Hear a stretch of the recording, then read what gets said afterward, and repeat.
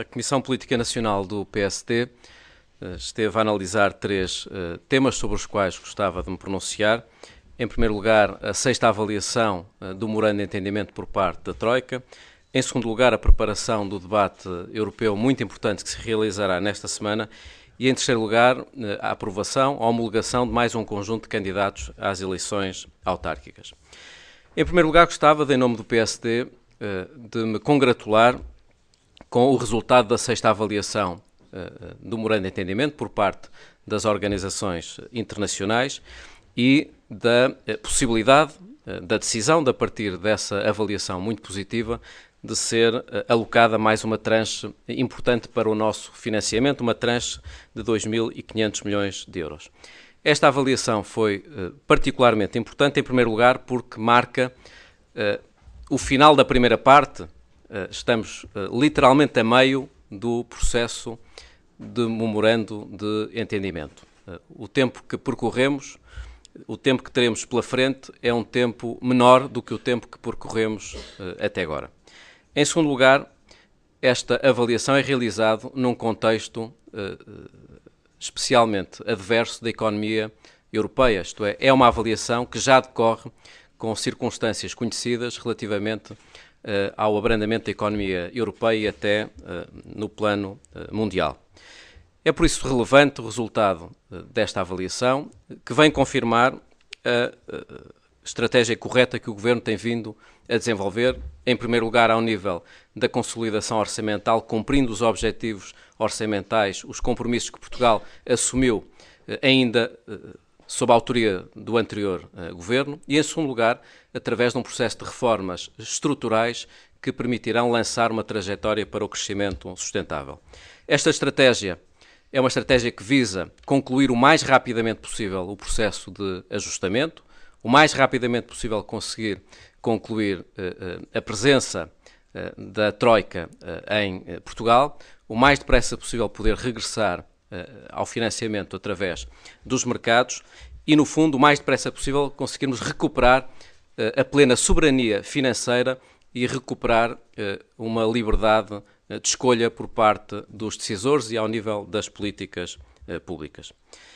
Esta avaliação confirma, pois, a estratégia correta por parte do Governo e que tem dado resultados que são conhecidos e que, uma vez mais, são sublinhados pelas três organizações. Em primeiro lugar, Portugal conseguiu, com este Governo, neste período de 2 anos, concluído até 2012, uma redução recorde da despesa pública de cerca de 13 mil milhões de euros, uma redução também nunca conhecida desde nas últimas 3 décadas, de redução do nosso déficit estrutural em mais de 6%, uma recuperação, um aumento das exportações e um quase equilíbrio da nossa balança comercial, uma redução dos juros da dívida e do risco de incumprimento para níveis inferiores ou equivalentes ao período anterior ao resgate e, no fundo, uma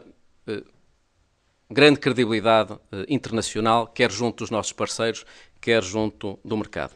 Por outro lado, esta avaliação também veio confirmar as expectativas que existem em relação ao médio prazo, ao curto e ao médio prazo, do ponto de vista do crescimento e do ponto de vista do nível de ajustamento. A Troika veio confirmar que em 2013 teremos concluído 80% do ajustamento orçamental que estava previsto e que regressaremos gradualmente durante o ano 2013 a taxas de crescimento positivas. Gostava também de sublinhar, ainda do ponto de vista desta avaliação, desta sexta avaliação, o anúncio que, uma vez mais, o Governo ontem realizou de abertura quanto ao processo de revisão das funções do Estado. Este processo é um processo que deve ser participado. Há uma natural obrigação de todos participarem, seja no espaço político, no espaço partidário, mas também no espaço cívico e no campo social. É um debate estrutural para Portugal. Estamos perante a necessidade de, por razões orçamentais, mas também por razões de qualidade do serviço prestado aos cidadãos, de reforço da liberdade dos cidadãos em relação às escolhas que querem realizar, de redefinição do ponto de vista conceptual da forma de funcionar do Estado, de forma a dar mais resultados com os recursos que estão disponíveis. Este debate é um debate central, é um debate, como disse, muito importante do ponto de vista orçamental, mas também muito importante do ponto de vista da qualidade do serviço prestado na provisão de serviços por parte do Estado. É um debate no qual todos devem participar.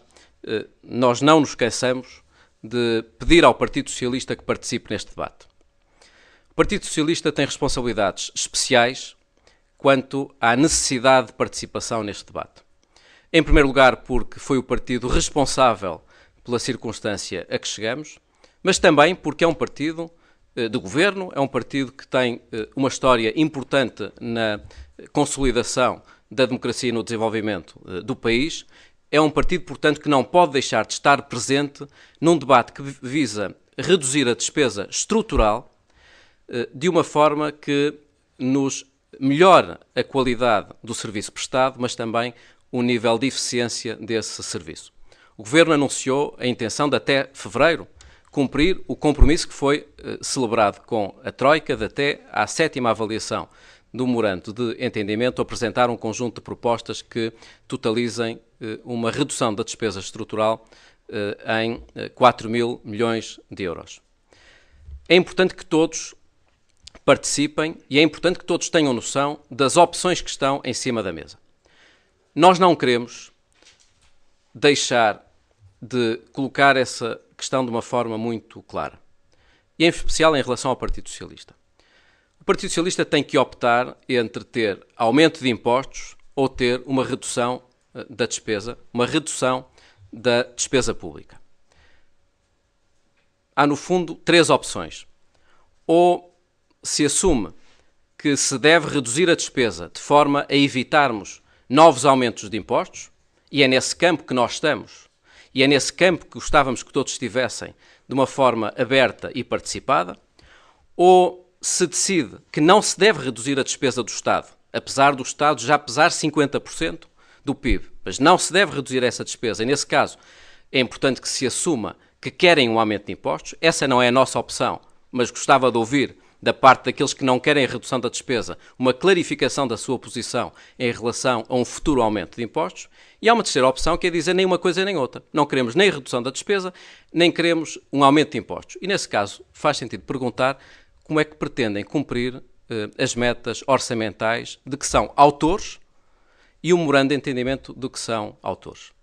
É muito importante que todos falem de uma forma clara e que façam escolhas claras e que as comuniquem aos cidadãos. A nossa disponibilidade é total relativamente à abertura de espírito com que participamos neste processo. Partimos para este processo sem preconceito ideológico, partimos para este processo sem vontade de fazer um jogo manicaísta daqueles que estão dentro e daqueles que estão fora. Partimos deste processo com a absoluta convicção de que é possível reduzir a despesa pública e aumentar a qualidade do serviço prestado aos cidadãos. No fundo, há aqui 2 dimensões. Há a dimensão do cidadão enquanto utente dos serviços públicos e há a dimensão do cidadão enquanto contribuinte. Nós temos que encontrar uma resposta que possa satisfazer estas 2 dimensões do cidadão, tendo mais qualidade com menor recursos alocados. Finalmente, foi importante que o Governo tivesse apresentado também ontem uma intenção muito clara de reforma do IRC de forma a atrair o investimento internacional e atrair o investimento externo. Eu gostava de me referir agora, muito brevemente, para não cortar naturalmente a opção de fazerem questões, à segunda matéria de que discutimos, que é a preparação do debate europeu. O Conselho Europeu desta semana é um Conselho Europeu muito relevante, porque estão em causa as perspectivas financeiras, o orçamento da União de 2014 a 2020. O Governo e o Primeiro-Ministro têm estado particularmente ativos na frente internacional quanto à necessidade de reforçar este orçamento numa altura tão importante para a União Europeia. É um momento importante para Portugal, como é óbvio, mas este é também um momento importante para a União Europeia. O investimento na União Europeia tem vindo a cair desde 1992 e se há momento em que esse investimento é importante, é precisamente este em que a economia europeia começa a abrandar. Por outro lado, a coesão é uma vitória é um atributo, é uma herança histórica da União Europeia, de forma a compatibilizar aprofundamento da União, mercado interno, com o reconhecimento de que o ponto de partida de alguns Estados não é o mesmo. É por isso importante que se apoiem as propostas da Comissão Europeia e do Parlamento Europeu, de modo a assegurar um orçamento para o quadro plurianual que satisfaça estas duas necessidades, a da coesão e a do crescimento, muito orientada para o apoio ao conhecimento, à coesão territorial, à inclusão social, às questões ambientais e territoriais. Finalmente, gostava de anunciar que nesta Comissão Política também homologamos mais um conjunto de candidatos às eleições autárquicas, já tínhamos feito isso há cerca de 3 semanas. Desta vez foram homologados os candidatos às câmaras municipais de Alvito, Mogadouro, Alcochete e à Câmara Municipal do Porto, em que, como sabem, o candidato é o Dr. Luís Filipe Menezes, ex-líder do PSD. Estas candidaturas foram submetidas pelas Comissões Políticas Concelhias e Comissões Políticas Distritais e foram hoje aprovadas por unanimidade na Comissão Política Nacional.